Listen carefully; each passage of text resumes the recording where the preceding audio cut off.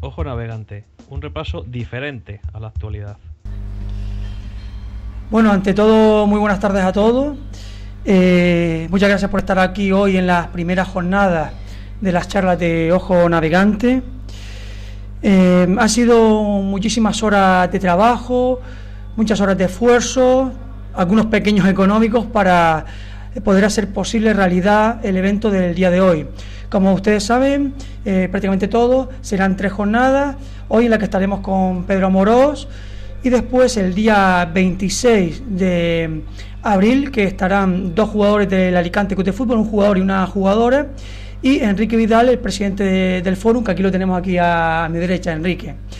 Y ya en la última jornada, en la del día 3 de mayo, estará otro jugador del Alicante, que ha jugado en equipos, actualmente jugador del Alicante, y ha jugado en conjuntos como famosos y muy conocidos en Argentina e incluso en Italia, ¿vale? Que es Matías, estamos hablando de Matías. Y por otro lado, ese día 3 de mayo también estará un entrenador muy conocido, sobre todo en Sudamérica, que últimamente ha estado trabajando para el Alicante Club de Fútbol, que es Ovidio Mesa, que ha sido jugador internacional de Bolivia y además seleccionador nacional. Es decir, estamos hablando de un hombre con un currículum deportivo muy importante. Estamos hablando, por ejemplo, de que lo que es prácticamente Del Bosque aquí en España, lo es Ovidio en Bolivia, es un auténtico ídolo. Por lo tanto, para nosotros es un orgullo y un placer tenerlos a todos ellos y, como no, a Pedro Amorós. Bueno, decirles que comenzaremos ahora, estaremos aproximadamente unos media hora, 40 minutos, en los que Pedro va un poquito a desarrollar estas charlas tras esta introducción, y tras Pedro haremos un descansito de unos 10 minutitos para tomarnos un café y tomar un respiro, Pedro, y ya posteriormente Pedro hará las últimas reseñas y dejaremos para algunas preguntas, si te parece, Pedro, a los asistentes en el día de hoy. Bueno, como ya saben muchos de ustedes, Ojo Navegante está cumpliendo el 4º aniversario. Vamos avanzando poco a poco, tenemos muy limitados medios y por eso pues quizás no avanzamos tanto como deseamos, pero bueno, lo importante es que nos vamos haciendo un poquito de cobertura en el mundo informativo. Sobre todo en Alicante estamos teniendo bastante buena recepción y seguiremos trabajando y seguimos trabajando para continuar sin parar. Cuando creé el proyecto, cuando un servidor montó el proyecto de Ojo Navegante, tenía muchas ideas en la cabeza, pero no son fáciles de llevarlas a cabo. Poco a poco lo estoy llevando y poniendo en marcha gracias a compañeros editores que tenemos y a colaboradores como por ejemplo aquí nuestro amigo José Antonio, que está con nosotros, que viene de Torrevieja. Todos formamos un grupo de 10 personas que trabajamos para Ojo Navegante y sobre todo para todos ustedes que nos visitan semanalmente y diariamente. En el último año y medio hemos triplicado las visitas de Ojo Navegante. Eso quiere decir que algo bueno estamos haciendo para ir aumentándolas. Pero como les hemos dicho anteriormente, no vamos a parar. Hemos llegado, por ejemplo, a realizar eventos en directo, retransmisiones en directo vía webcam para todo el mundo, retransmisiones en directo vía Facebook e incluso retransmisiones en directo vía audio, como por ejemplo hace 2 semanas con un partido del Alicante Club de Fútbol, en el que al final del partido emitimos en directo a través de internet. Decirles que en el día de hoy, como ya les ha estado indicando Patricia Román, va a haber un sorteo especial diario, un sorteo sorpresa, ¿vale? Y aparte de ese sorteo sorpresa de hoy, se les está dando un número para el sorteo en la última jornada, al final de la última jornada, de una camiseta del Alicante Club de Fútbol firmada por todos sus jugadores.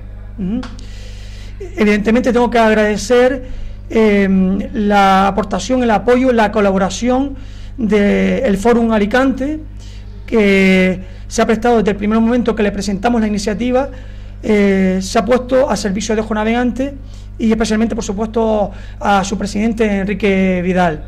Y como no, también al Bar 2012, que está justo debajo de nosotros, que también nos ha facilitado el local y todas estas negociaciones.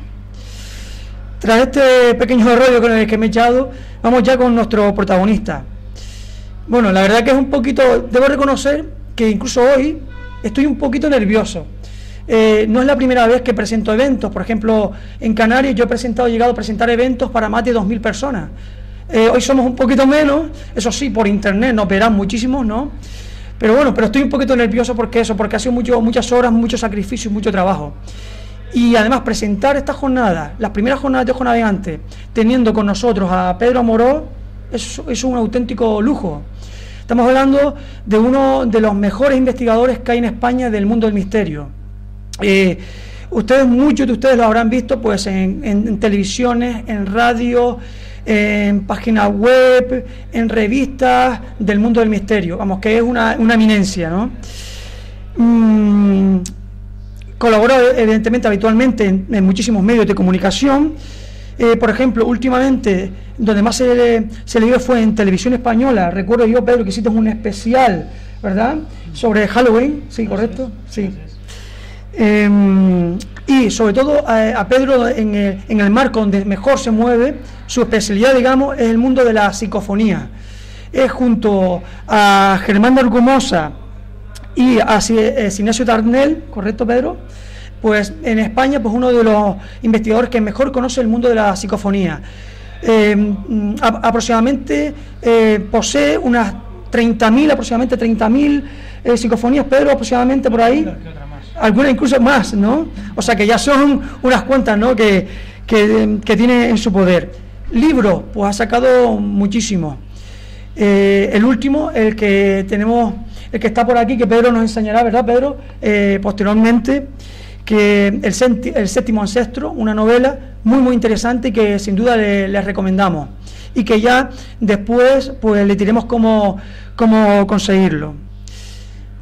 Tras esta pequeña presentación, y creo que sí lo principal, no se me ha quedado nada atrás, añadir que Pedro es presidente de la Sociedad Española de Investigaciones Parapsicológicas, de la SEIP. Es una organización, una sociedad con muchísimo prestigio en España. Bueno, yo creo que lo mejor es que demos ya paso a nuestro protagonista, don Pedro Amorós. Buenas tardes, y el micrófono es suyo, y no metas mucho miedo con la psicofonía. Que ya algunos nos ha dicho, cuidado, Pedro, con lo que pone, que salgo corriendo. No pasa nada. Bueno, ante todo yo quiero daros las gracias por vuestra asistencia. Para mí es un placer estar aquí hoy en un ámbito tan especial como este que ha preparado mi buen y querido amigo Samuel, y sobre todo por todo el esmero y el tesón con el que ha desempeñado este trabajo, porque le garantizo un absoluto éxito, y no es cuestión de números sino de calidad. A mí prácticamente casi a diario, bueno, no tanto como a diario, pero casi todas las semanas me ofrecen programas, algunos de televisión y algunos de radio, y tengo la gran suerte de poder decir que no cuando no me gusta, ¿no? Como por ejemplo estos últimos programas que están apareciendo en algunas cadenas hoy en día, porque no creo en ello, ¿no?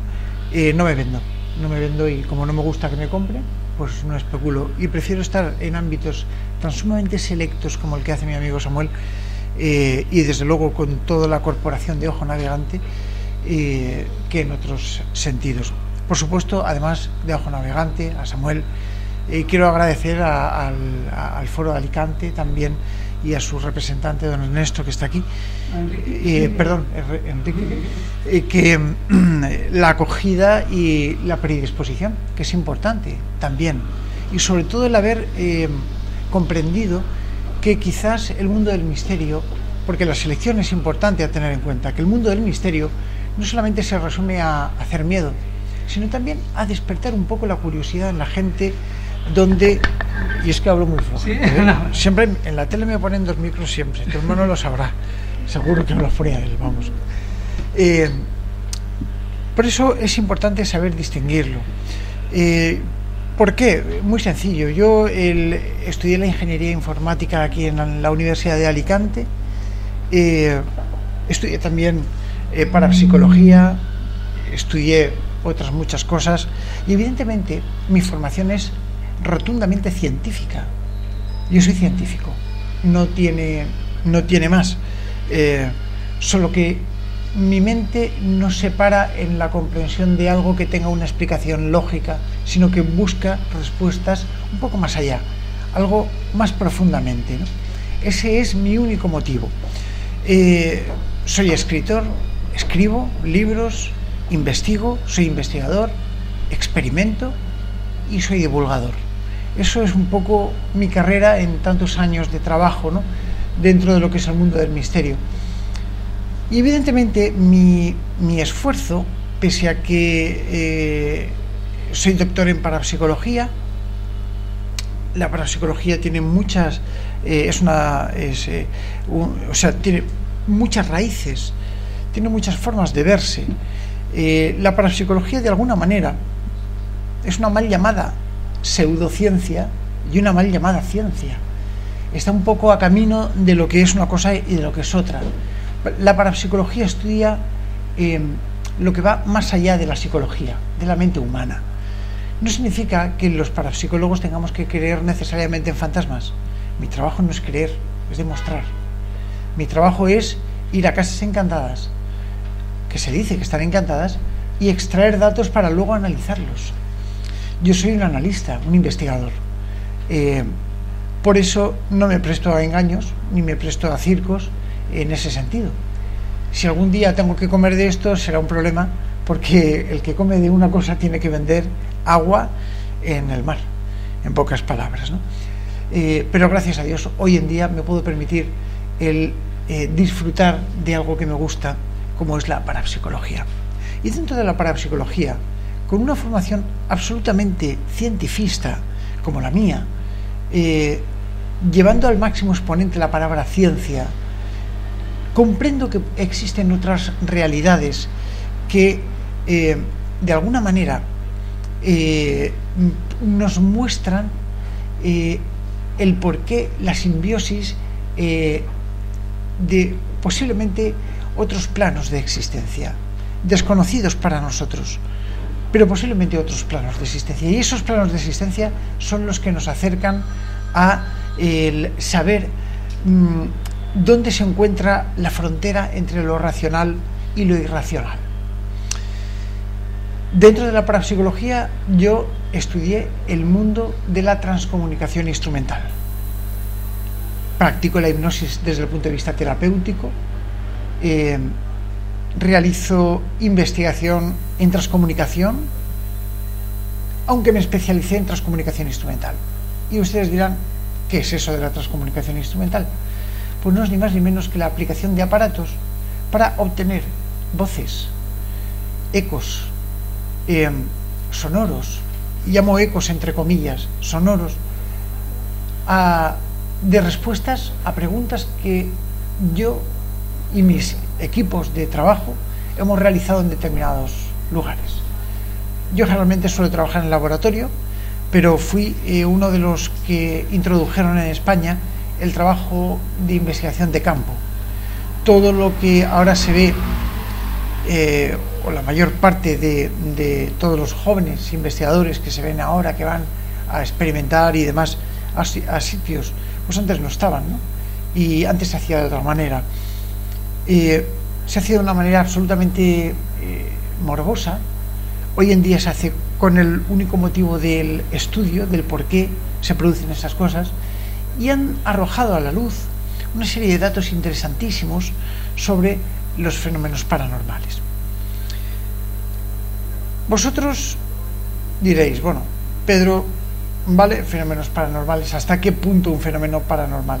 ¿Estamos hablando de que hablan los muertos? ¿Estamos hablando de que los fantasmas existen? ¿Estamos hablando de que las cosas se mueven solas?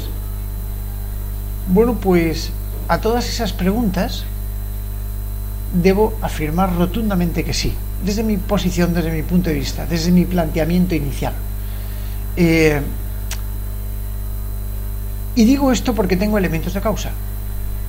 No podría decirlo, lógicamente, si no tuviera respuestas a experimentaciones que yo he realizado y si no pudiera haber visto estos fenómenos para ahora contároslos, ¿no? El campo de la transcomunicación instrumental, la psicofonía en general, es una técnica muy conocida por todo el mundo. Quien no ha oído hablar de esas famosas voces del misterio, que en cierto modo pues están ahí, se graban, nadie sabe cómo se producen, pero que están, y nos acompañan casi siempre en determinados momentos, cuando se experimentan en casas encantadas, cuando se experimentan en castillos, y todo el mundo, casi todo el mundo, en lugar de psicofonías, les llaman, bueno, tienen otros muchísimos nombres, ¿no? Pero al fin y al cabo no se comprenden bien, no se sabe bien lo que son. ¿Qué son las psicofonías? La gente piensa que son las voces de los muertos. Es lo que se comprende en general, ¿no? Bueno, casi todos mis colegas en el campo de la transcomunicación han dicho que se trata de los difuntos quienes se comunican desde ese otro lado. Yo científicamente no puedo probarlo. No puedo probarlo, porque para poder realizar una probatura desde el punto de vista científico hay que seguir los pasos y las pautas de lo que se llama el método científico de investigación. Y bueno, pues no se puede seguir ese método científico dentro de la parapsicología, y por eso existe el método paracientífico, que es exactamente igual, pero con la palabra para adelante. Esto es así porque el método científico y el método paracientífico están extraídos, elaborados con un mismo patrón de trabajo. Son los muertos quienes nos hablan. ¿Se puede grabar las voces de los difuntos en completo silencio? ¿Se puede quizás obtener una respuesta coherente a una pregunta que plantea un experimentador y que es respondida posiblemente por una energía de ese otro lado, del más allá? Es difícil. Yo personalmente no sabría qué responder, porque perdería la objetividad como investigador, pero necesariamente tengo que decir que durante las experimentaciones se han obtenido respuestas concretas a esa pregunta: ¿sois los difuntos? Y ellos lo afirman, ellos dicen que lo son. No tenemos más pruebas que las grabaciones que estos seres nos dejan y las historias, que hay muchas.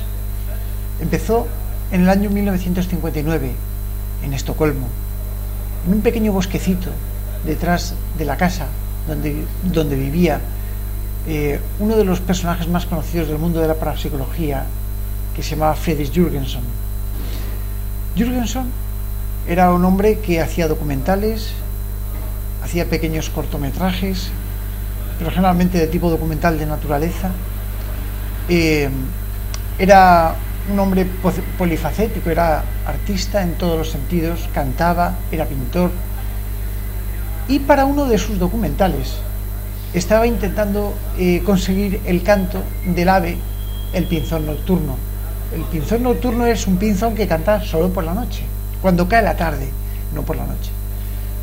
Bueno, yo lo he escuchado, es un canto muy curioso, y este hombre se decidió a coger su pequeña grabadora, un UR portátil, y se fue a este bosquecillo que había detrás de su casa en Estocolmo, y allí, en pleno silencio, colocó una cinta virgen en su grabador y le dio al play y al rec. El sistema se puso a grabar el sonido. Él pacientemente esperó que el pequeño pajarillo empezase a cantar, y al final consiguió el canto del pájaro.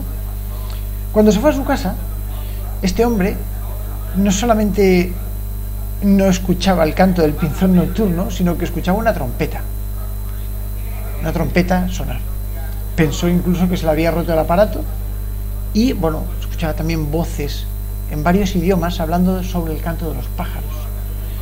Y bueno, pensó que estaba roto, que se le había colado Radio Luxemburgo, y se fue al técnico y le dijo: bueno, mira, a ver, porque esto no está bien encapsulado, se está metiendo Radio Luxemburgo, aquí no va bien algo. El técnico lo revisó y le dijo que no, que efectivamente que estaba perfectamente grabado, que el aparato grababa perfectamente, no tenía ningún tipo de error. Bueno, como ya había localizado donde había un pequeño nido de esos pájaros, al día siguiente fue al mismo sitio, colocó el aparato, esperó a que cayese la tarde y con los últimos rayos el pinzón nocturno comenzó a cantar y él se puso a grabar. Lo curioso de todo esto es que allí mismo, en aquel lugar, cuando terminó la grabación, se puso a escuchar con auriculares. Para su gran asombro, escuchó la voz de su madre, ya difunta, que le llamaba por su nombre de pila. Friedel, Friedel, mi pequeño Friedel. Claro, lógicamente este es un punto de partida importantísimo para la transcomunicación instrumental, porque se considera el primer conato de psicofonía que se conoce por parte de Friedrich Jürgenson en el año 1959, en ese verano. Y es uno de los puntos más notables a tener en cuenta a la hora de establecer una pauta de comprensión a lo que es la psicofonía, lo que son estas misteriosas voces y lo que encierran detrás de ello, porque encierran mucha más sabiduría de la que nosotros pudiéramos pensar que Friedrich Jürgenson captó con la voz de su madre. Después de Jürgenson vinieron otros. Hablamos de Konstantin Raudive, por ejemplo, un personaje que era médico, filósofo, y bueno, pues era una persona que bueno, confiaba ciegamente en su estabilidad mental. Él no creía que hubiesen fantasmas donde no los hubiese, pero cierto día, mientras estaba grabando una de sus sesiones con uno de sus pacientes, se marchó porque tenía mucha prisa y se dejó el aparato grabando. Cuando regresó y escuchó lo grabado, escuchó también voces muy extrañas después de esa grabación. Escuchó cómo él salía de su consulta y cómo otras voces empezaban a hablar después de que él había salido. ¿Quién había dicho eso? ¿Por qué habían dicho eso? Inmediatamente empezó a leer sobre el tema y contactó con Friedrich Jürgenson, llegando a incluso empezar a trabajar juntos, sobre todo con el tema de la psicofonía y estas misteriosísimas voces que están ahí. Este fue el comienzo. Lógicamente tenemos que hablar de un personaje que era Thomas Alva Edison, este famosísimo inventor, que allá por los años 20 el Comité Científico de Nueva York pensó que chocheaba porque decía que a través del fonógrafo, aparato que él había inventado, quería intentar comunicarse con el plano de los difuntos. Algo verdaderamente sorprendente para alguien tan sumamente mirado y cotizado desde el punto de vista científico. Pero claro, estaba ahí y los resultados no eran ni más ni menos que los objetivos para ser observados. A lo largo del tiempo, la psicofonía empieza a estudiarse desde un punto de vista un poquito más cercano. Tenemos personajes como Alex Schneider, a quien conocí personalmente y tuve el gusto de cartearme con él y de incluso en alguna que otra ocasión colaborar con él.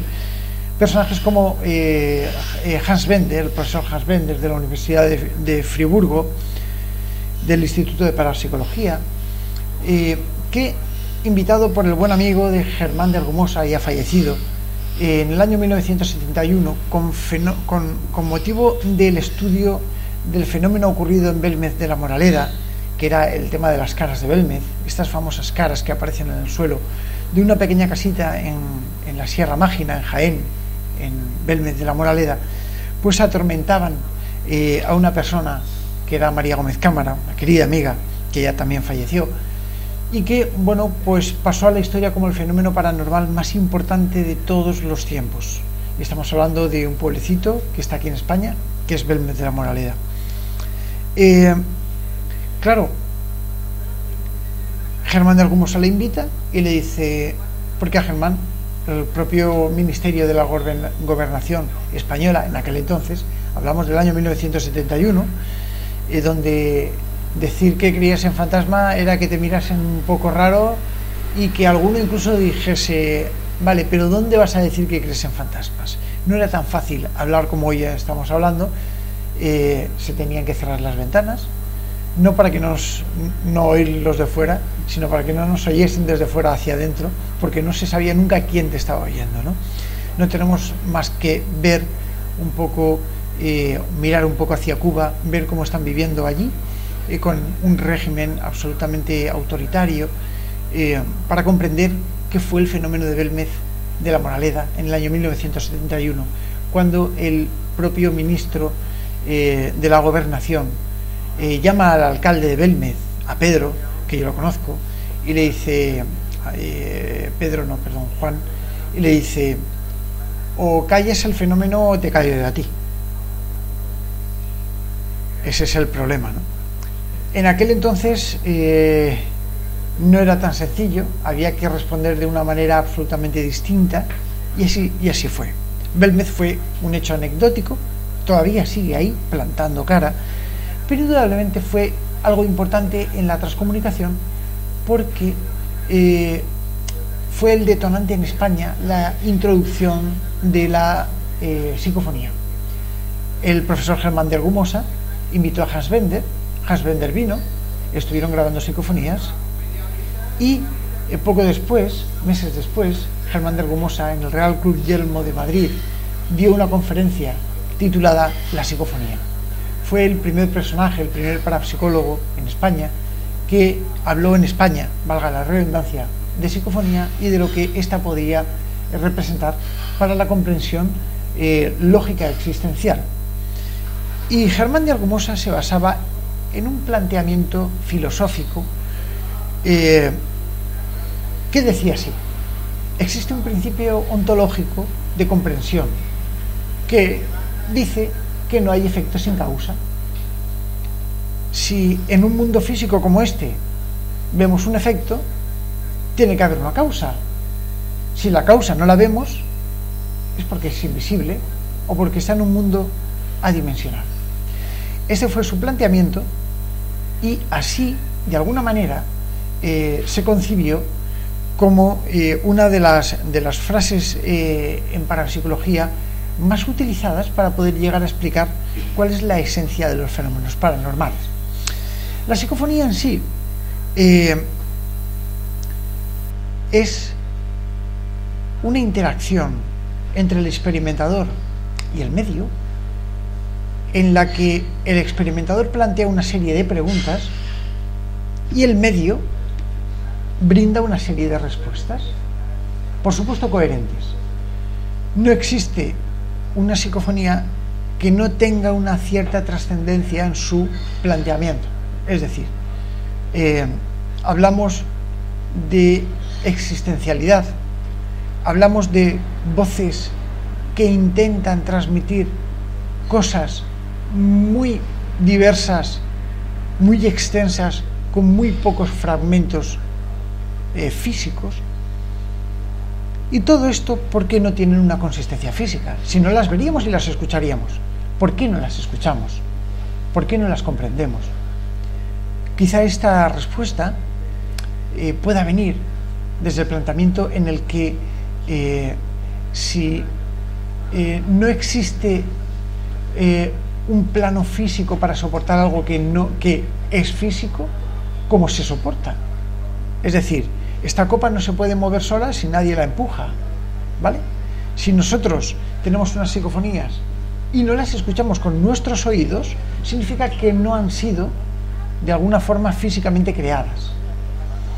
Si no han sido físicamente creadas, ¿desde qué perspectiva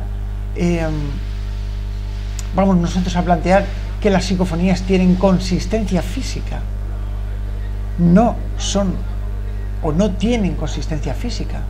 Entonces, ¿dónde está su consistencia? Porque están. Ahora vamos a escuchar. Y esas están. ¿Cómo se han producido? ¿Quién las ha producido? Es por eso por lo que muchos investigadores se atreven a decir que se trata de los difuntos que nos responden, porque es más lógico pensar que puedan existir por ahí que estén arraigadas en las paredes, porque no es así. Dentro de mi trabajo, en la elaboración de uno de mis primeros libros, que es El misterio de la psicofonía,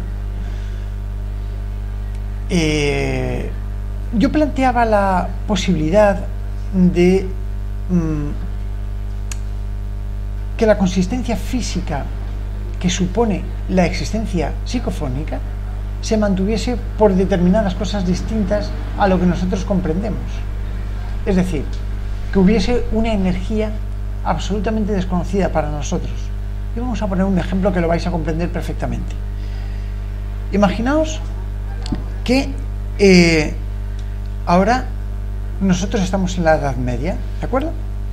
Y en la Edad Media, lógicamente, la luz eléctrica no existía, había antorchas o candiles de aceite que hasta hace muy poquito se utilizaban en España. Sin embargo, en la Edad Media no existía la luz eléctrica. ¿Qué ocurriría si en mitad de uno de esos torneos medievales llegase un señor con un sombrero y una linterna en la mano? Todo el mundo diría, bueno, ¿este hombre qué hace aquí? ¿De dónde ha salido? ¿Y qué lleva en la mano? Una linterna. Una linterna para nosotros que es algo tan sumamente trivial como que le das a la luz, se enciende y ya está, y ilumina, ¿no?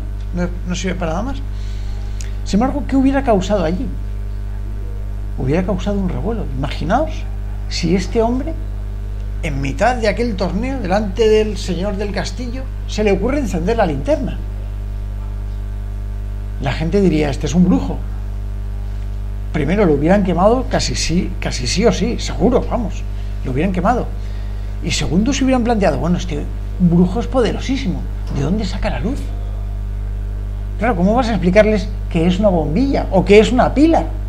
¿Que hay dos cables? No, ellos en una pila verían un recipiente que tiene algo líquido que se va vertiendo y mientras que se vierte, hace luz. Y cuando se ha acabado, se gasta la luz. ¿Sabéis por qué? Ellos no comprenden lo que es la electricidad. Si lo hubieran comprendido, se hubieran dado cuenta de que no era ni más ni menos que una pila que transforma la energía electroquímica en energía lumínica, en este caso, o en energía eléctrica, seamos más prácticos. Desde ese prisma,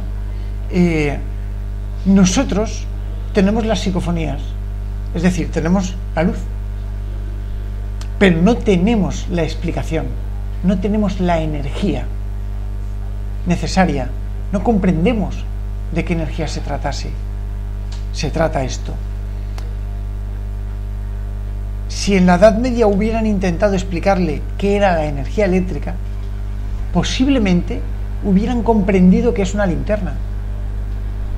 Pero si no hubieran comprendido lo que es una linterna, porque no comprenderían la fuente energética de la que depende la linterna, que es la energía eléctrica. Ese planteamiento es el que nos tiene que servir para comprender a qué fenómeno nos estamos acercando. Nos estamos acercando a algo absolutamente desconocido, incomprendido, que en determinadas ocasiones es capaz de ponernos en antecedentes de fenómenos verdaderamente extraordinarios, como los que yo he vivido. Y en otras ocasiones simplemente nos darán explicación a preguntas existenciales para nosotros. Porque en sí estas grabaciones psicofónicas intentan transmitirnos algo desde algún lado y nos responden a nuestras preguntas. A mí me gustaría, como introducción al mundo de las psicofonías, porque podríamos estar hablando muchas horas, técnica, del cómo se captan, algunos fenómenos concomitantes con las psicofonías, es decir, paralelos, pero a mí me gustaría enseñaros algunos de estos resultados que he obtenido a lo largo de mucho tiempo de investigación y que lógicamente han planteado muchas dudas a los experimentadores. Estas psicofonías que vamos a escuchar son fragmentos sonoros que están recogidos en ambiente con micrófonos parecidos a este, con aparatos parecidos a los grabadores y demás, y que tienen todo el rigor de la investigación en sí. Es decir, están rigurosamente controladas. Las preguntas que se han efectuado forman parte de cuestionarios de investigación, de trabajo, en los que la mayor parte de veces, no siempre, pero la mayor parte de veces, se intenta sacar una conclusión al por qué se producen esas interjecciones sonoras, es decir, estas psicofonías. Ni que decir tiene que yo soy un ser humano, me puedo equivocar en su interpretación, pero con las psicofonías ocurre algo muy, muy curioso. Ahí tienen ustedes a mi hija, tenéis vosotros a mi hija, que cuando era pequeña, y todos los que habéis tenido hijos lo sabréis, cuando era pequeña y venía alguien a casa, habló de que todavía no sabía hablar, ella pues balbuceaba, va, va, va, va, va, y la persona que venía, el visitante, me decía, ¿qué ha dicho? Y yo se lo traducía. ¿Por qué? Porque nosotros estamos acostumbrados a escuchar a nuestros hijos. Esto ocurre en las psicofonías también. Las personas que nos acostumbramos a escucharlas, las comprendemos bastante mejor que las personas que no tienen una costumbre en saber cuál es su cadencia, su musicalidad, porque tienen un tono. No olvidemos que no son voces como la mía, no tienen tono y timbre, son modulaciones de sonido ambiente que crean tono y timbre, pero ellas no tienen tono y timbre como es el que ofrece mi aparato fonador resonante incluso hasta en mi cráneo. Esto significa que son difíciles de oír. No todo el mundo es capaz de escuchar muy bien las psicofonías, pero las psicofonías que he traído hoy se escuchan bastante bien, tienen una interpretación bastante interesante y se escuchan bien. Digo esto porque hay muchas personas que dicen, es que las psicofonías tú tienes que preparar a la gente para que se oigan. No, yo simplemente enseño a escuchar. Hay psicofonías que no necesitas preparar a nadie, pero el experimentador siempre presenta la psicofonía para que sea más fácil de entender ante un público, ante unos medios, porque yo, por ejemplo, en mi laboratorio utilizo auriculares, aparatos con ecualizadores y filtros paramétricos, es decir, que se cogen frecuencias, para poder interpretarlo. Estas psicofonías que vamos a escuchar ahora están extraídas, están recogidas en sonido ambiente y no están tratadas. Son los productos de grabación sin tratar. Y esto es lo verdaderamente importante. Bueno, voy a preparar esto a través de este, ¿no? Perdón por este acople. Y ahora vamos a meter esto por aquí. Vale. Llega perfectamente. Sí. No te hace falta el cable aquí, pero me dijiste no. Vale. A ver, dale voz a esto. Ya. No, dale. ¿Tienes tu subido ahí, Pedro? A ver. Vale, muy bien. A ver. Ya lo tenemos. Bueno, la primera que vamos a escuchar, yo os hablaba de Fredrik Jürgenson y de Konstantin Raudive al principio de la historia. Lo primero que vamos a escuchar hace referencia a eso. En un momento dado, yo pido si podía escucharme Konstantin Raudive. Y la respuesta fue muy concreta, realizando mediante un sistema que se llama Transradio Comunicación. Y dice, yo he recibido, I couldn't receive Konstantin. Me mezcla el castellano y el inglés. La parte de antes de Konstantin es muy difícil de escuchar. Hemos necesitado mucho trabajo para comprender cuál es el resultado, pero indudablemente está aquí. Vamos a escucharla. Yo la suelo repetir 3 veces para que se escuche mejor.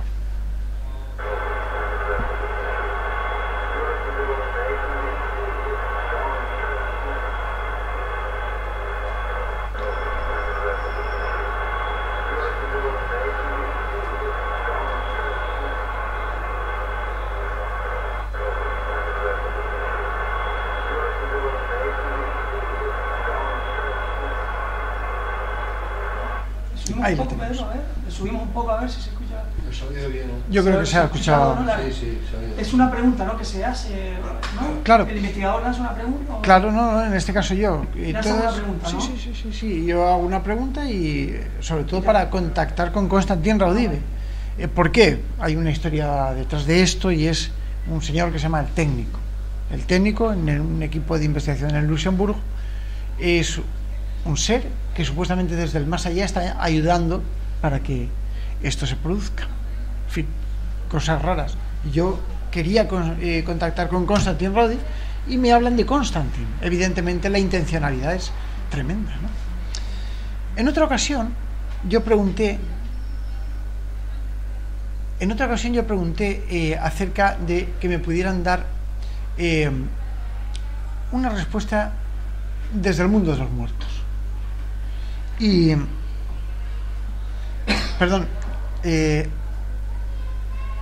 desde su mundo. Yo recuerdo que venía de un programa de televisión y dije, bueno, vamos de alguna forma a tener una prueba clara. Dadme un mensaje desde vuestro mundo, pero por favor sed claros, ¿vale? Y aparece una voz como con acento en portugués diciéndome: directo de los muertos. Vamos a escucharlo.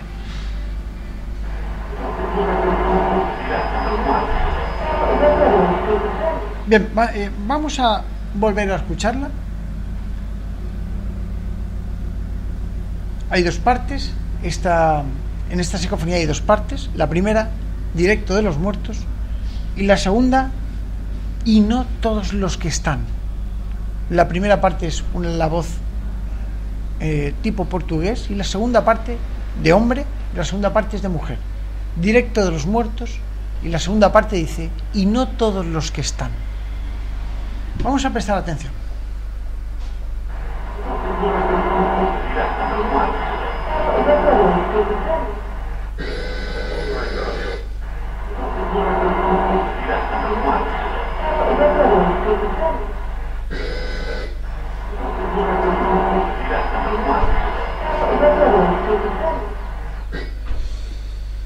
Ahí la tenemos. En otro momento, yo estaba en mi laboratorio. Yo suelo trabajar con sistemas de transradiocomunicación, que es utilizando una radio de 1 pulgada de onda de radio.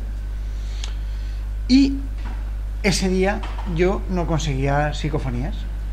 Digo, bueno, ¿pero qué es lo que pasa? Que no hay ninguna voz aquí que me responda. No hay resultado positivo. Y aparece una voz que dice: hoy no hay radio, poco trabajo.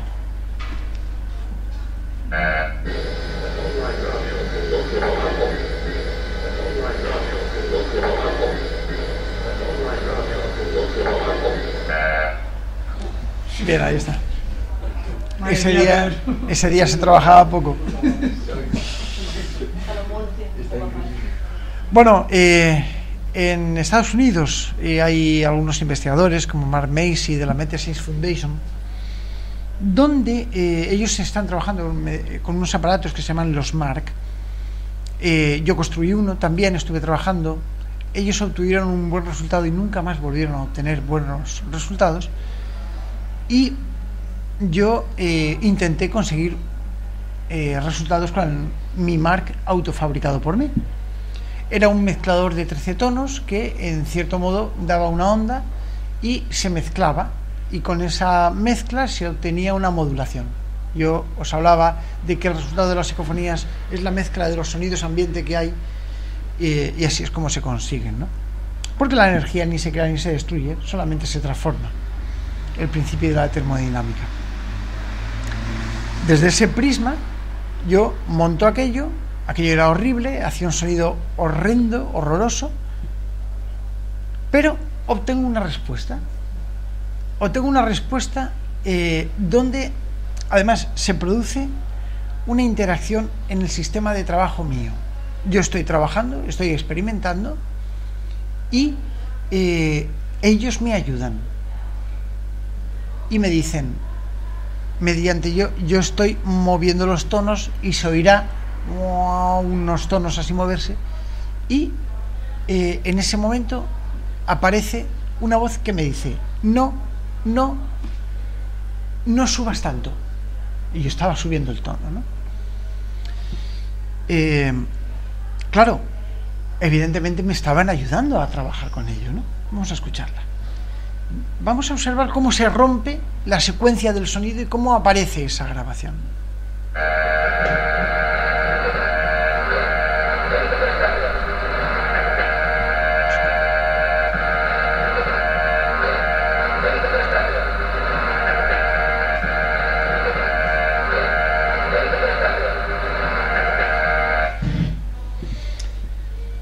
Bueno, en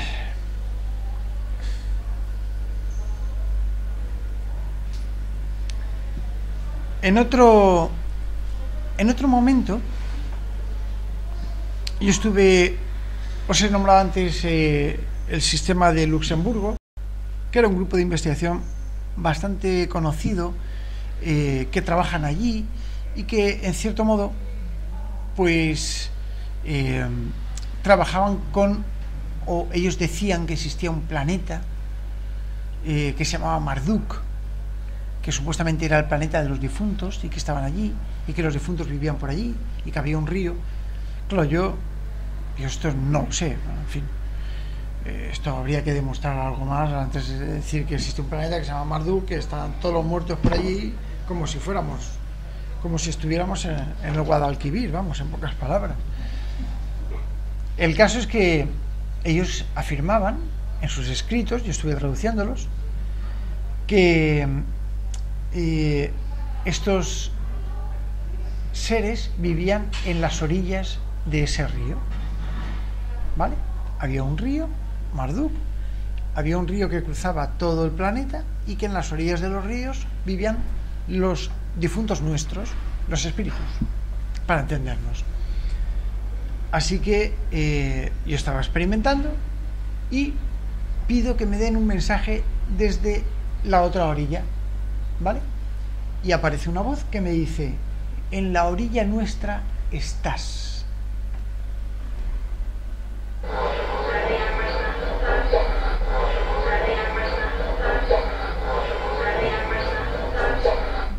Así es. Y aparece. Entonces, ¿qué me quiso decir? ¿Que yo estaba en la otra orilla o que ese es el enigma, ¿no? Por eso a veces las respuestas de estas psicofonías pues te dejan un poco así, ¿no? Bueno, os decía que hay un supuesto técnico por ahí que supuestamente a estos de Luxemburgo les ayudaban y tal, y yo quería contactar con ellos, que me ayudasen. Y imposible. Hasta que un día, por fin, conseguí una voz. Y precisamente me dice por fin. Pese a que tiene muchas interpretaciones, es una voz poderosa. Yo quería contactar con el técnico. Quiero contactar con el técnico, por favor, quiero contactar con el técnico, que me diga algo el técnico. Y aparece una voz que dice, por fin. ¿Podéis escucharme?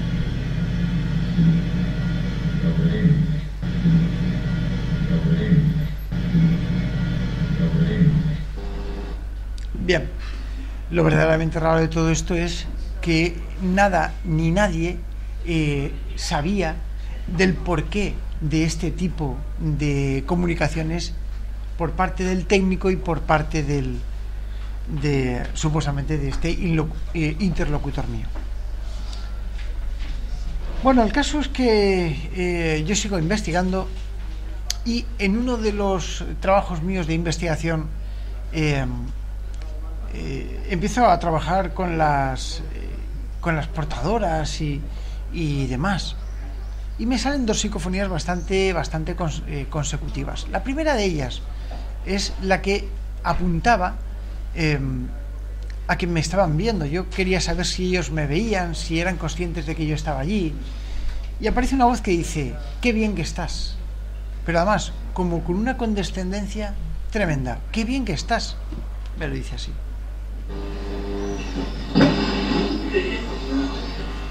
Qué bien que estás.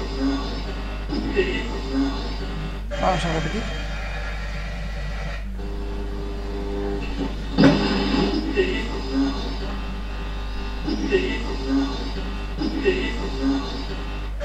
Ahí tenemos ese. Es interesante porque se ven las rupturas que se producen en la portadora y cómo se modulan por parte de estas inteligencias, ¿no? Luego, cuando yo hablo de las portadoras, ¿qué son las portadoras? Pues las portadoras son sonidos, ambiente, que en cierto modo nosotros utilizamos para producir las psicofonías, de alguna manera causarlas. Bueno, pues así es como obtuve yo esta grabación. ¿Cuál es la mejor portadora? ¿Cuál es la mejor frecuencia de trabajo en Transradio? Y me dicen: ¿y qué más da? No es importante. Como queriendo decirme que la frecuencia para poder recibirlos no era lo verdaderamente importante. Y poco a poco me fui dando cuenta de que en efecto tenían razón y que no era importante la frecuencia, sino que cualquier frecuencia podía servir. Porque Freddy Jurgenson empezó a trabajar en 1456 kilohercios y así sucesivamente. No obstante, vamos a escucharla. ¿Qué más da? No es importante.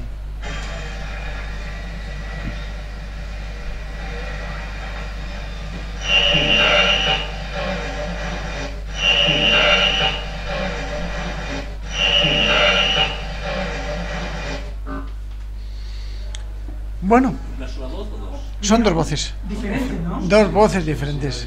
Efectivamente, habéis escuchado perfectamente. Se trataba de dos voces que interactúan. ¿Qué más da? Pedro, la anterior Sí. decía: qué bien estás. Sí.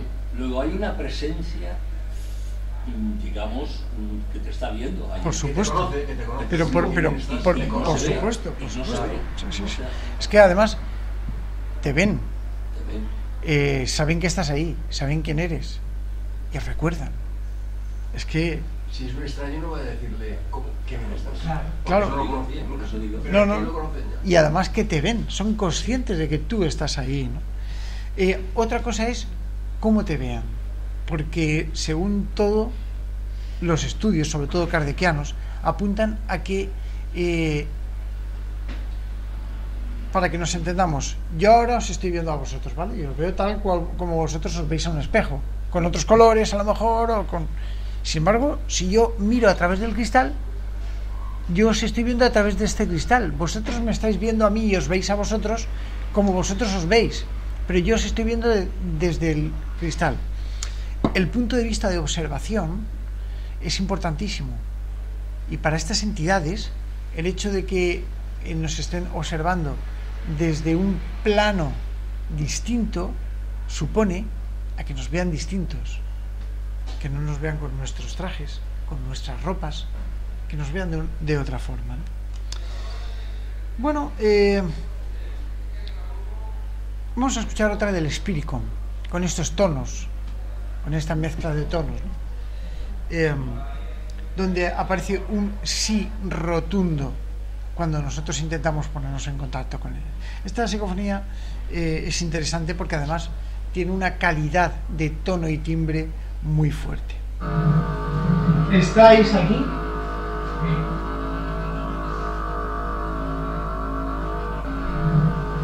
¿Estáis aquí?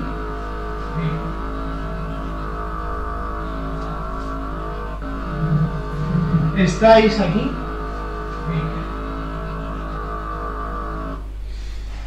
Bueno, ahí estaba. A veces, como hemos visto, interactúan y son varias las voces que aparecen en un mismo mensaje, ¿no? Sobre todo es importante tenerlo en cuenta cuando se obtienen grabaciones como esta que vamos a pasar, que aparecen dos voces que dice: te quiero, te quiere. Están haciendo alusión a hablándose entre ellos y de ellos mismos. Aparece una voz que dice te quiero y aparece otra distinta que dice te quiere, como diciéndome a mí que esa voz me quiere. Es curioso, pero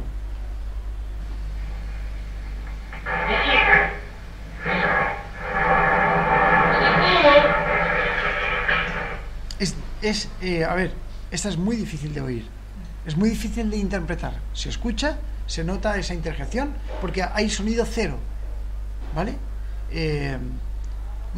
Aquí no se puede colar el micrófono ambiente, ni la modulación, porque no se utiliza el micrófono en este sistema, ¿vale?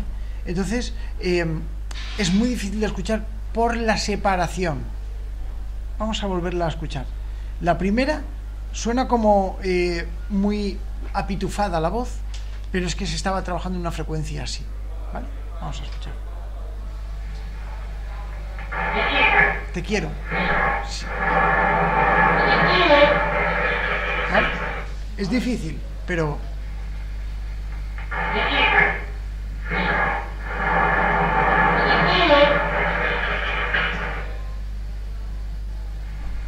esto llegó.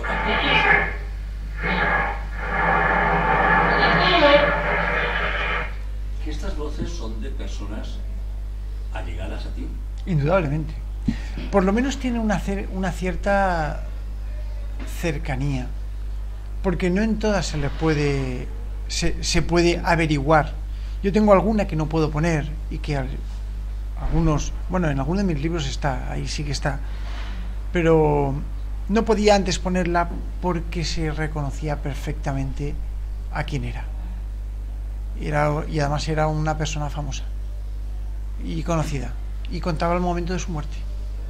O sea, fue algo verdaderamente impresionante, hasta el punto en el que los familiares me pidieron: por favor, Pedro, no pongas la psicofonía si no es necesario, porque es que es la voz de mi padre. Vamos, y era la voz de su padre. Contaba el momento en el que se murió. O sea, algo muy fuerte. Pedro, 5 minutitos y no, ya hacemos un descanso, ¿verdad? Me quedan 2 por poner. Perfecto. Las ponemos y ya hacemos la tanda de preguntas. En otra ocasión yo pedí que me dieran un mensaje desde el mundo de los muertos, y en inglés me dicen: why side dead? ¿Por qué nos llamas muertos?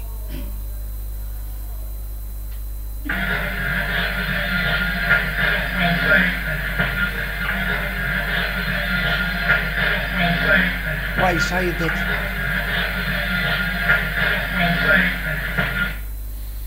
Y por último voy a poneros una que a mí me dejó impresionado. Es la psicofonía más clara que tengo. Esta fue grabada sin, o sea, con un sistema de grabación muy controlado. Evidentemente aquí no había nadie, ¿vale? Ni micrófono, ni nada de eso. Y sin embargo está aquí. Yo pregunté: ¿puedo veros? Y la respuesta fue una voz de niña que me dice: acércate. No hace falta que entrenéis mucho el oído, se escucha perfectamente.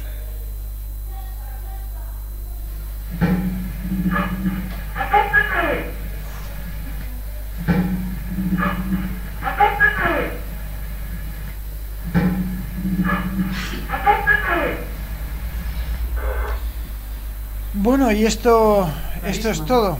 Dentro de lo que es el mundo de las psicofonías hay más, hay mejores, hay peores, pero bueno, estas son las que son. Esto ha sido un pequeño reflejo para daros a entender lo que es el apasionante mundo de la psicofonía y qué es lo que posiblemente se pueda ocultar detrás de esta realidad. Así que muchas gracias por asistir y es un verdadero placer. Ahora...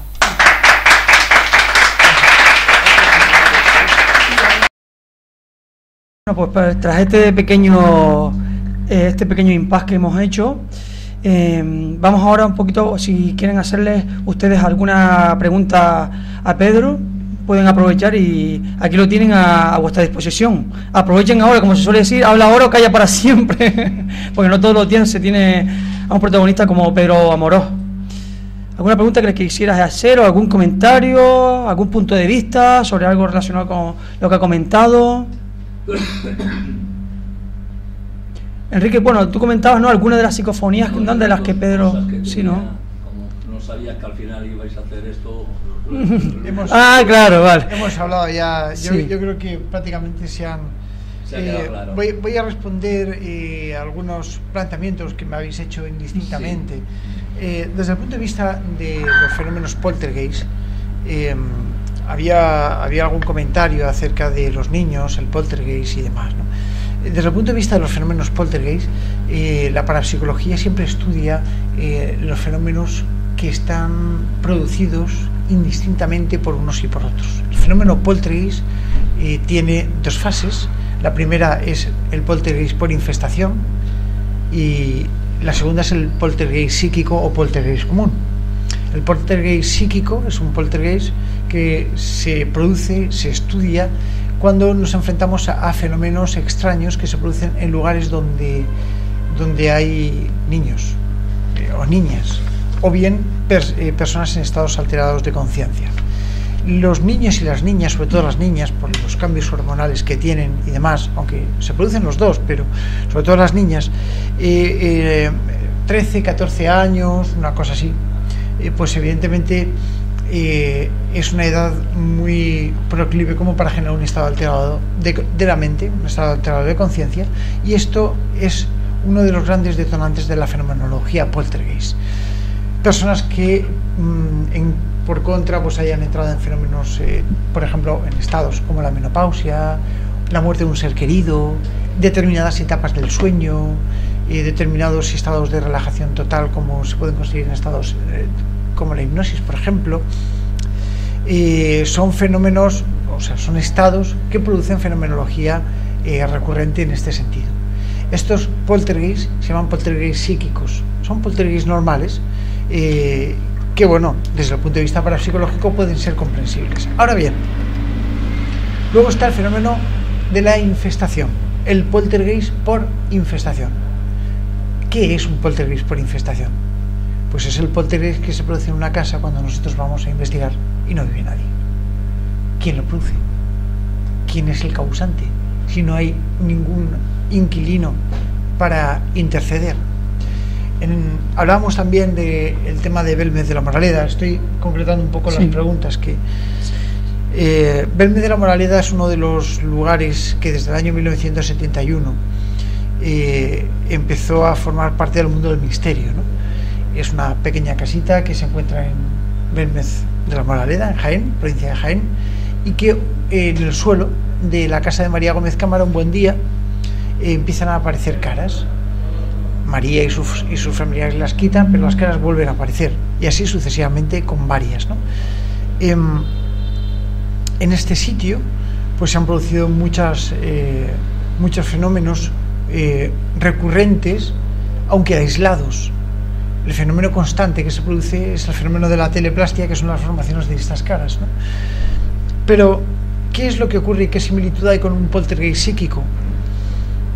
Pues una razón, y es que María Gómez Cámara, la dueña, era la que servía de canal intermediario para la formación de este tipo de caras en el suelo, ¿no? O de rostros, de cuerpos, y todo. Después de todas las investigaciones que se han hecho. Lógicamente esto nos hace comprender que en la Casa de las Caras de Belmez se producía un poltergeist psíquico. Y se sigue produciendo, porque ahora no está María. Se producen manifestaciones por algo que nosotros no comprendemos el qué es. Es uno de los grandes misterios. Sí, sí, desde luego. Bueno, en el programa de actos de la jornada resaltábamos también que Pedro Amorós era muy conocido por las investigaciones en la Casa de las Caras de Belmez, ¿no? La casa de María, ¿no? De María Gómez Cámara. Pedro, seguramente muchos también de los que están a través de internet, que verán estas charlas en los próximos días, seguro que también se preguntarán, incluso algunos de los que hay aquí, ¿se sigue investigando sobre la Casa de las Caras o se ha apartado de momento? Porque parece ser que una vez que María Gómez Cámara, ¿no?, ha fallecido, parece que ya las investigaciones o los fenómenos ya no se producen de igual manera, o se siguen produciendo pero no se investigan. Bueno, la Sociedad Española de Investigaciones Parapsicológicas inició en Belme de la Moraleda, después del abandono por parte de Germán de Argumosa y otros tantos de la época. Nosotros cogimos un poco el relevo de las investigaciones, y fue así desde el año 1995 hasta nuestros días, bueno, hasta hace tiempo, donde nosotros, hasta el fallecimiento de María, donde las investigaciones iban curso arriba, ¿no? De hecho, el experimento por excelencia que nosotros realizamos, hicimos muchos, pero el experimento por excelencia que tomó mucha relevancia e incluso fue, podríamos decir, como algo histórico en la parapsicología, fue el proyecto Génesis, que fue lo que nos ha servido a lo largo del tiempo para concluir que el fenómeno de Belme de la Moraleda es un poltergeist psíquico por inducción directa de la propia María Gómez Cámara, es decir, la dueña de la casa. A través de ella el fenómeno se manifestaba. Entonces, la pregunta es, ¿cómo? La respuesta: el suelo es como una pizarra, la humedad es como una tinta y algo movía el pincel. El pincel era María, pero ¿quién movía ese pincel? Este es el planteamiento, ¿no?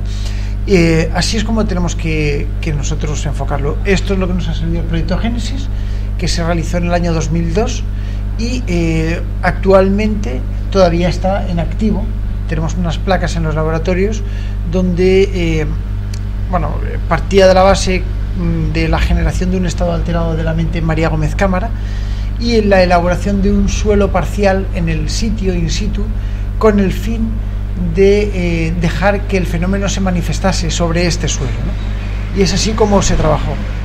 Se generó ese estado alterado de María, sometida a experimentación, y bueno, todavía se siguen conservando las placas que se elaboró un suelo ficticio de cemento, el cual estuvo fraguando en la casa con María y el cual absorbió parte de ese fenómeno que era el causante de las caras, ¿no?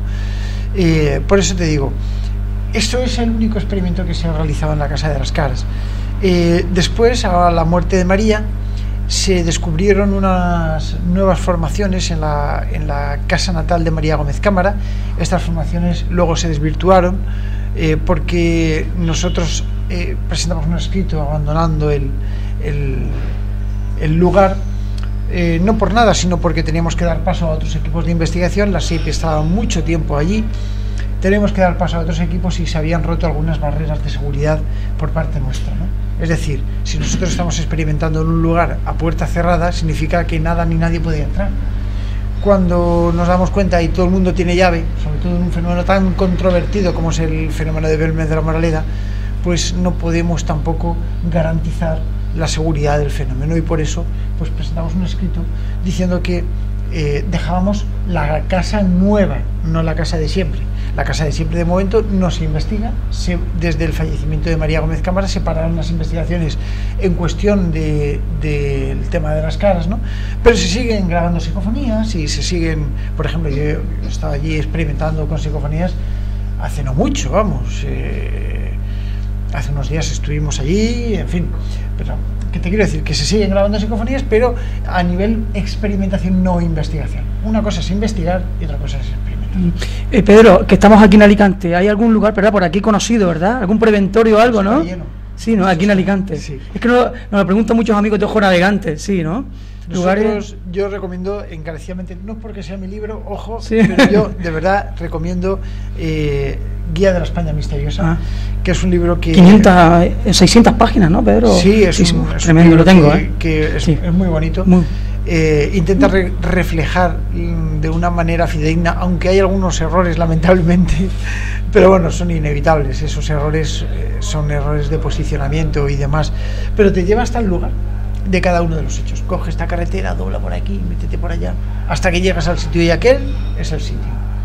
Por eso digo, a mí me hubiera encantado encontrármelo, pero no me lo he encontrado.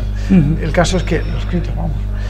Por ejemplo, Pedro, he escuchado hablar del preventorio de Busó, pues... Digo esto porque ahí en este libro sí, pues meto mucho de Alicante, muchísimo. Lo digo para muchos compañeros de la red que lo preguntan, pues a través de Libros Cúpula de la editorial Planeta, o bien del Círculo de Lectores, pues pueden perfectamente hacerse con el librillo este y bueno, y eso. Aquí en Alicante tenemos sitios muy nombrados. El Preventorio de Aguas o de Aigües, pues es un lugar que fue también el escenario del último programa de televisión que hice yo con Televisión Española, donde ocurrieron cosas verdaderamente raras. Hay una historia, una leyenda. ¿Queréis que lo cuente? Sí, muy rápido, Pedro. Muy rápido. Sí. Pues resulta que, según dicen algunos, otros lo niegan, pero otros lo dicen, yo me limito a expresarlo, dicen que allí había un espejo, que yo lo he conocido, ese espejo sí es verdad, en el Preventorio, y dicen que el espejo era un espejo mágico, un espejo que te dejaba ver detrás del espejo, y decían que aparecía un fantasma en ese espejo, el fantasma de una señora de blanco que flotaba en el espejo, y que cuando alguien, o sea, cuando se avecinaba un hecho malo, lloraba, y cuando era algo bueno reía, sonreía, ¿no? Y decían que si subías las escaleras y le dabas la espalda al espejo, si te dabas la vuelta verías al fantasma. Bueno, esto es una historia, ¿no? El caso es que esta historia me la contaron, yo la conté por ahí para pulsar a ver qué opina la población, y tu hermano Roberto vino, hicimos ahí un programa, y fue súper curioso porque además yo tengo testimonios de allí, de este lugar, que no solamente afirman que la historia es verdad, sino que afirman que ellos lo han visto. Recuerdo aquí en Alicante que estaba en un centro comercial y bueno, pues había en la puerta del centro comercial pues una de estas empresas de telefonía móvil, huelga decir el nombre, pero estaba allí. Y había una chica de representante, dice, hombre, ¿es usted Pedro Amorós? Digo, sí. Quiero felicitarle por su trabajo, tal. Mire, yo quiero contarle algo. Yo he visto al fantasma. Éramos 5 personas y los 5 lo vimos. Yo en la casa donde vivo me la construyeron unos albañiles, lógicamente yo no tengo ni puñetera idea de albañilería, pero bueno, no sé ni por dónde digo, se me caería. Pero bueno, pues uno de los chicos que trabajaba en la obra, recuerdo que cuando la casa estaba prácticamente terminada, un día suena el timbre a las 9 de la noche, abro la puerta y estaba este chico. Pedro, la hemos visto. Y digo, pero ¿qué es lo que pasa? Tranquilízate. La hemos visto.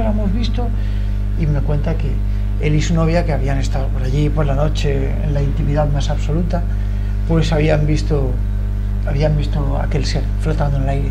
Estaban ahí acaramelados y de repente se dieron cuenta de que había algo allí. Y ese algo era el fantasma que estaba flotando a su lado.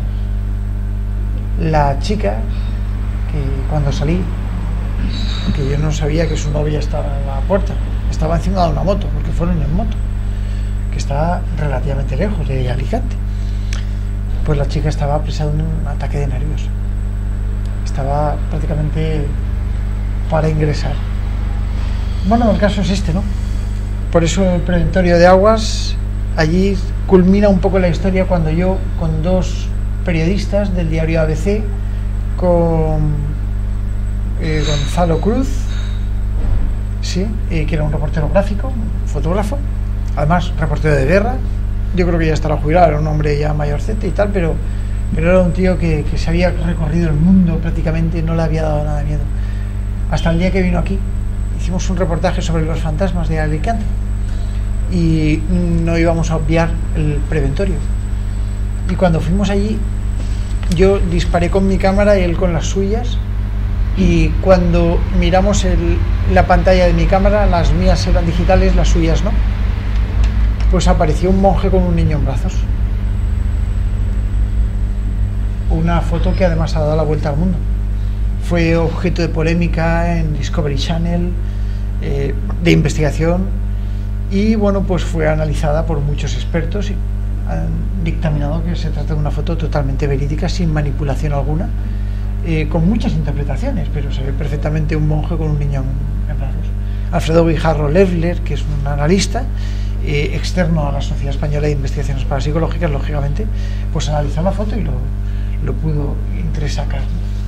O sea, fíjate si tiene historia. Sí, pero, bueno, historias tienes tú muchas, Pedro, ¿eh? No acabaríamos aquí. Seguro. Nos daríamos 3 días más. Seguro que sí. Bueno, la verdad que ha sido un lujo. Sí, Enrique. Esta es muy corta, contestamos muy corto. ¿Se acerca el cine actual que toca estos temas de parapsicología a la realidad o hay mucha fantasía?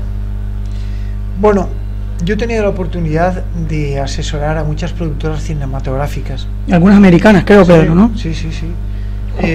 Prácticamente, o sea, muchas, ¿no? O sea, desde la famosa serie Expediente X, en la que asesoré a 2 capítulos, uno sobre Casas Encantadas y el otro sobre la Ouija, creo que fue.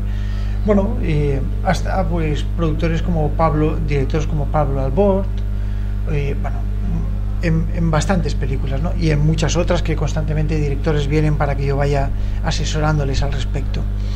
Con lo cual te debo decir que en efecto los directores de cine intentan acercarse a las personas con experiencia para llevar esas experiencias a sus guionistas, para que los incluyan. Por ejemplo, en la película Piensa de Pablo Albort, pues yo recuerdo que nos fuimos hasta un sitio, fuimos hasta el escenario, en fin, para inculcar a los actores cómo se tenía que trabajar desde el punto de vista de la investigación. Con lo cual, no todos lo hacen, pero sí hay muchos que lo hacen.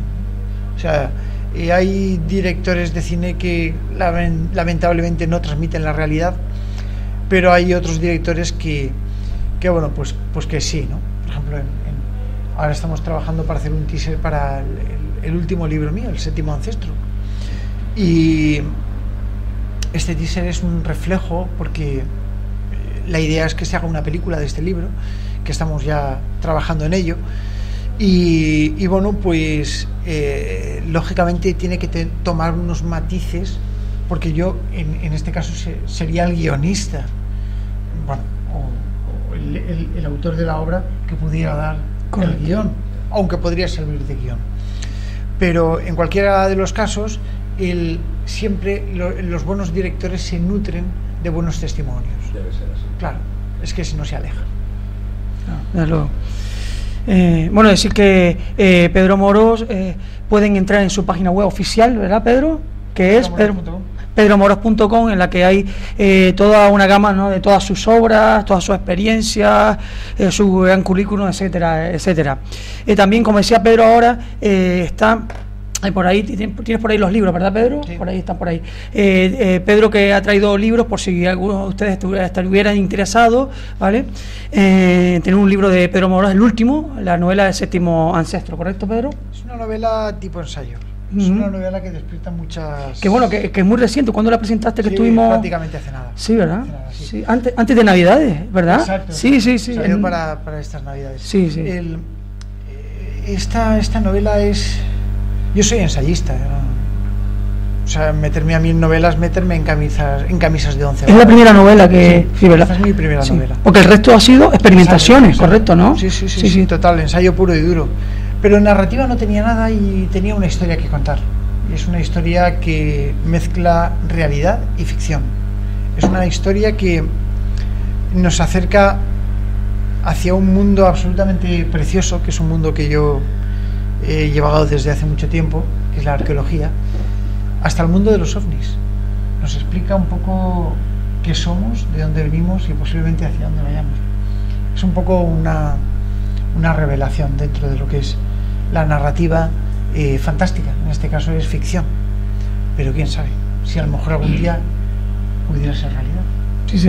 Bueno, yo no me he dado tiempo todavía, Pedro, de acabar todo el libro, pero me ha gustado muchísimo, ¿no?, la forma de narrar, de contar los hechos, llega mucho al lector, me he dado cuenta. Me lo han comentado algunos. Que transmite mucho, ¿no?, que llega bastante llena. Participas. Sí. Te hace que participes.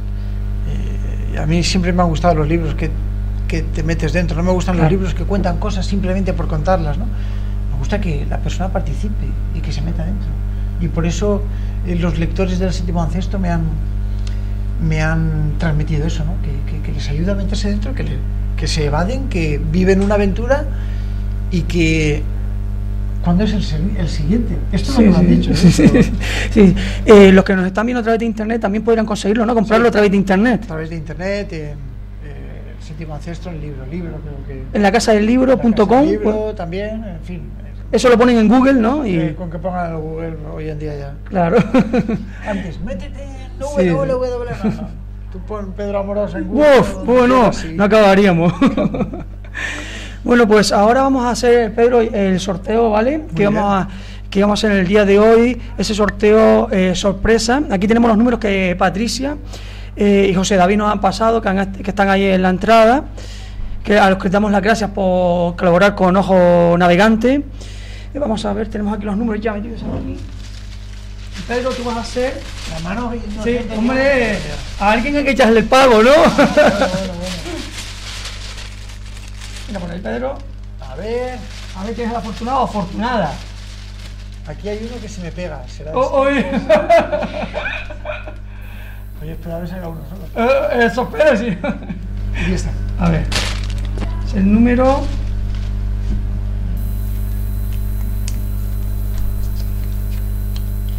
El 1. Qué suerte tiene. Es un libro de Pedro Amorós, este último precisamente, y un DVD resumen de los 4 años de Ojo Navegante. Vale, y ahora que te lo firmo ahora por último, ¿vale? Ahora queríamos, obviamente, ya lo he dicho en varias ocasiones, nuestro agradecimiento desde Ojo Navegante enorme a Pedro Amorós por hacer un hueco en su apretadísima agenda para estar con nosotros, y valoramos más también por lo modesto que es Ojo Navegante, pero sin embargo lo bien que siempre nos ha tratado Pedro, y eso hay que reconocerlo. Siempre nos ha dado todas las facilidades del mundo para cualquier entrevista, siempre estás ahí pendiente de nosotros, y desde Ojo Navegante pues queríamos tener un detalle contigo.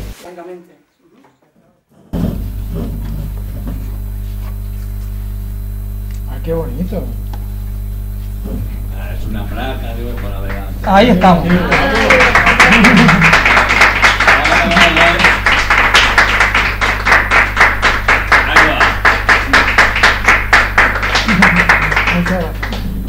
Pues aquí a Pedro pues se le agradece la colaboración en el día de hoy. A ver, y siempre. Muy sí. ¿Quieres una foto?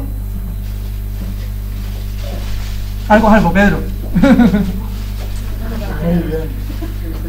Es que los chicos feos no tienen calidad. La verdad es que está muy bonita. Pues te lo agradezco. Nada, muchas gracias por estar con nosotros. Es un placer.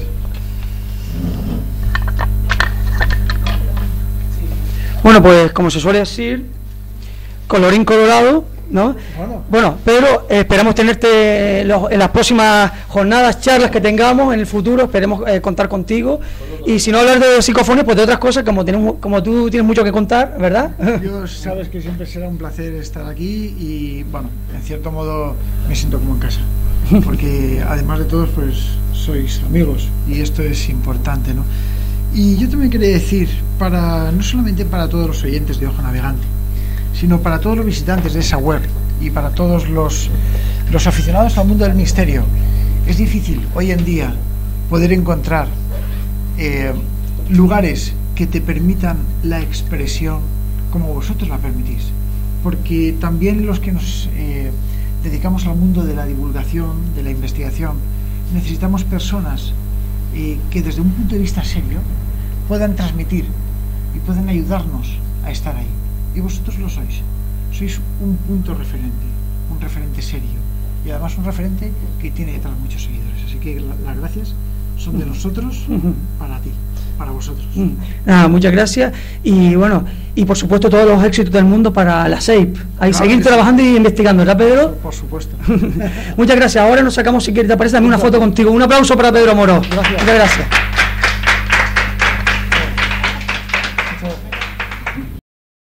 Ojo Navegante, un repaso diferente a la actualidad.